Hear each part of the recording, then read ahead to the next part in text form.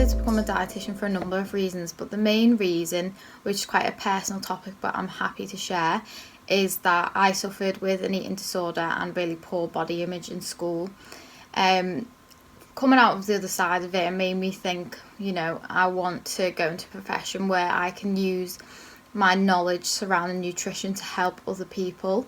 And I think that is obviously really so rewarding and kind of what motivates me every day. I want to educate individuals about the importance of nourishing their bodies.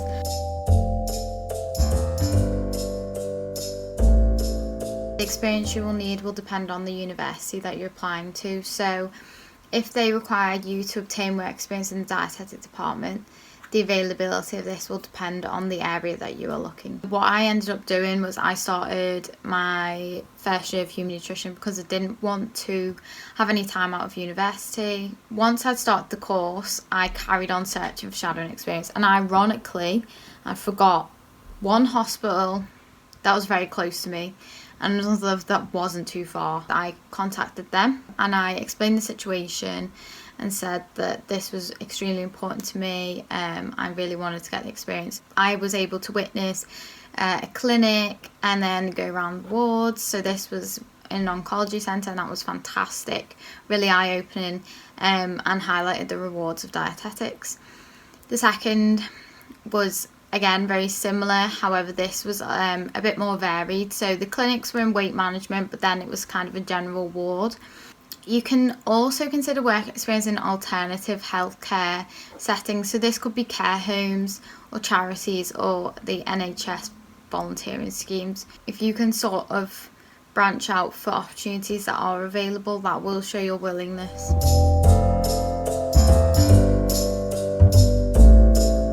One of the main areas which I've loved has been working as a group.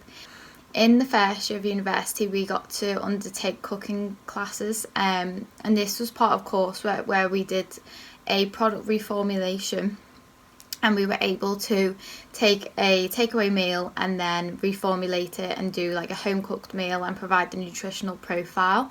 And that was really great. We just started the course, so we got to know people who I'm now friends with.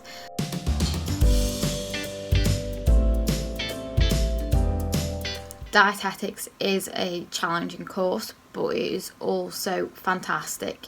It is so interesting, and if you are determined, if you are really interested in dietetics, then you just have to go for it. You just have to throw yourself in there and submerge yourself in it. There are times where things get really difficult and you have to learn to manage your time, but again, you're picking up a load of different skills which are going to help you with your employability.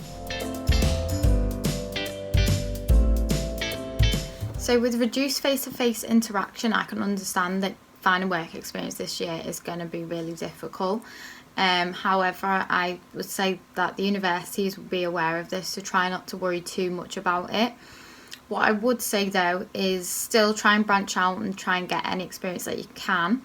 So for example, you could contact your local dietetics department and see if they'd be willing to have maybe a chat with you online, so on say like Zoom. There are volunteering opportunities out there as well, so that might be working for a local food bank. So you just need to search within your local area for those opportunities and be sure to take the leap. The jump from year 1 to year 2, I did find that to be quite significant. So obviously in year 1, at the University of Chester, we were timetabled in for a lot of sessions, and I remember going to uni from 9 till maybe 6 o'clock in the day, and we'd have a 3-hour gap, but I'd have to spend it in the library. There's a lot of crosstalk between different modules, so what you'll find is you'll cover cardiovascular disease in one module, and then you'll cover it in another. It's more just to be smart about how you do revise. In year 2, I started to really appreciate EndNote. It makes everything so much easier and so much quicker. And like I say, when it comes to doing your dissertation, you're going to need to be able to be time efficient, and that is the best.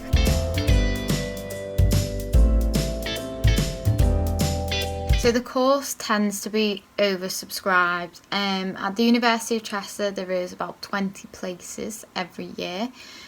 Each university will have a slightly different interview process, so be prepared for that.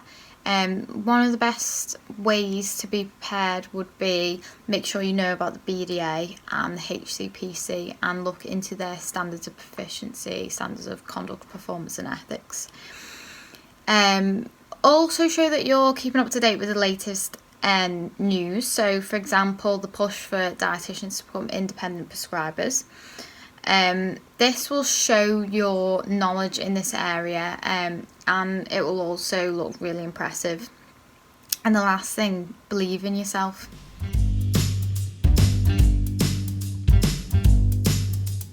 Not at all. So I've suffered from an eating disorder, and I wouldn't say that this has prevented me.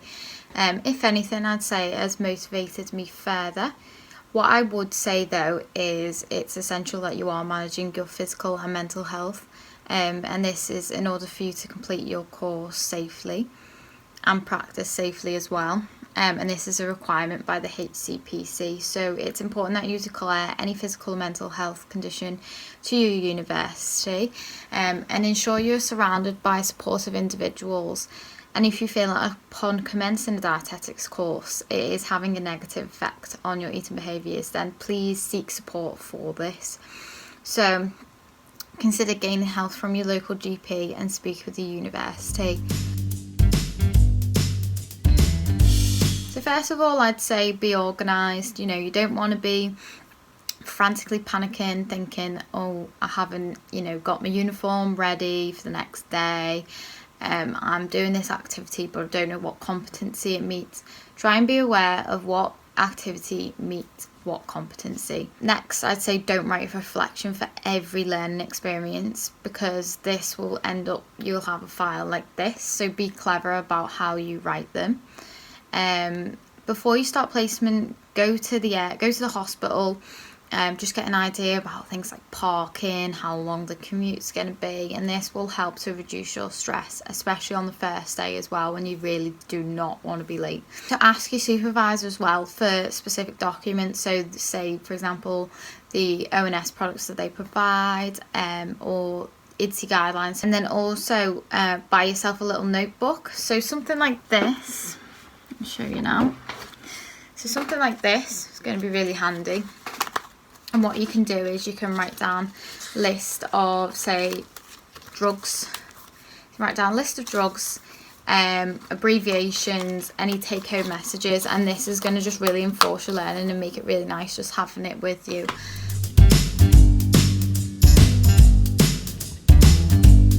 It is never too late to get into a career in dietetics, okay? So you will have a wealth of transferable skills which will be so valuable to a dietetic workforce. Each university will have different entry requirements and may be keen to encourage more mature students, so don't worry about this. What I would suggest is you refer to the BDA webpage for more information to the dietetic courses available and their entry requirements. The University of Chester, we are really lucky because there's an entire department that is dedicated for student support.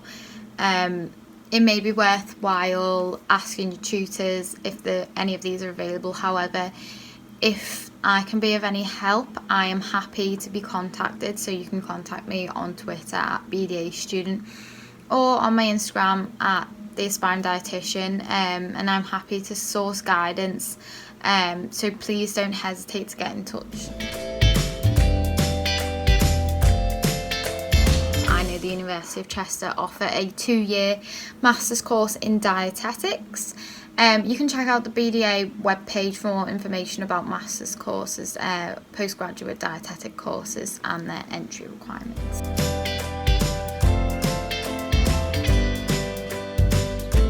Okay, so all dietetic courses are listed on the BDA website and have been accredited by the BDA. So when you are deciding which one to choose, you might like to consider previous feedback from students and the modules which are included and the locality in which you wish to live in. So yes, there is a difference between a dietitian and a nutritionist. So Dietitians are the only nutritional professionals that are regulated by law. They use the latest evidence to inform their clinical practice and must meet a standard of conduct, performance and ethics set out by the Health and Care Professions Council.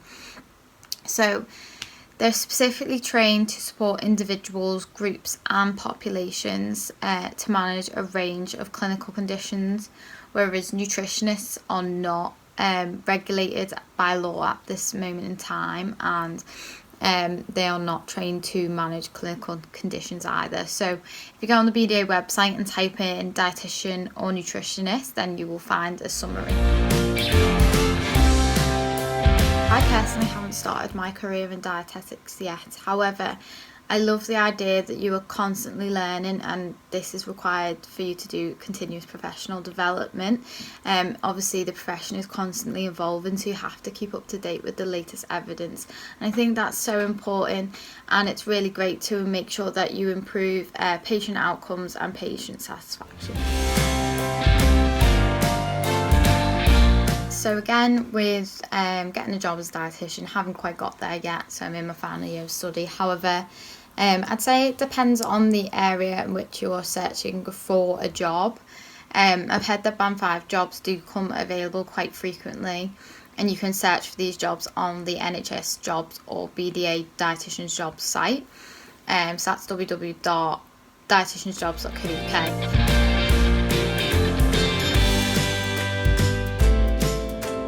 So I'd like to say there's no right or wrong with starting up an Instagram. However, there are a few things that you need to be aware of. I remember when I set up my first Instagram and I just posted pictures of food, and it wasn't until a year went by that I started to think about other things that I could post. So I can understand the sort of concern and worry about what can I post, what can't I post. So what I'd say was ensure your information is safe, correct and used in evidence-based resources. So you've got the BDA, you've got the PEN resource, so this is a website, you've got journals and you've got NICE guidelines. Okay, so make sure that you use them and make sure it's all accurate. You should also familiarise yourself with the BDA social media guidance. This can make sure that you are, following it and not breaching any rules. So you can find this under the media pages on the BDA website, and just have fun with it. So I like to post a variety of content. To this could be charity work, recipes, a post around like a themed month. So if it was Sustainability September, I would have done a post on Sustainability September. If it's Meat Free Monday, I'll engage in that. So it's just kind of being aware as well, and that's really great opportunity to keep up to date with your continuous professional development, because you constantly learn, you're constantly researching to produce that content as well.